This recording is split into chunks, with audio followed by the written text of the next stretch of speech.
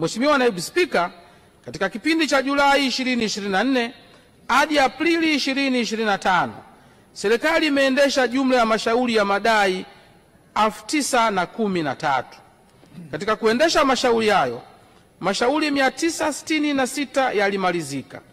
Kwa kumalizika kwa mashauri hayo, serikali imefanikisha kushinda mashauri 750 sawa na asilimia 77.6 ya mashauri yaliyomalizika kwa kipindi husika na kufanikiwa kuokoa kiasi cha shilingi bilioni 51.02, kiasi ambacho serikali ingelipa endapo ingeshindwa mashauri hayo.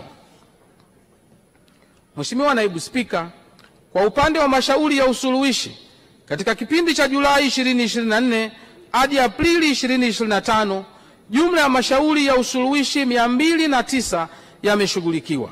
Katika kipindi husika, mashauri 21 yalimalizika. Kati ya hayo, serikali imefanikiwa kushinda mashauri 16 sawa na asilimia 76.2 ya mashauri yaliyomalizika. Kutokana na kumalizika kwa mashauri hayo, serikali imeokoa jumla ya shilingi bilioni 16.92 na dola za Kimarekani milioni 63.34. Mheshimiwa Naibu Spika, katika mwaka wa fedha 2024, Wizara imefanya mapitio ya sheria ya usuluhishi sura ya 15 na kanuni zake ili kuwezesha uanzishwaji na uendeshaji wa kituo cha usuluhishi ya migogoro Tanzania.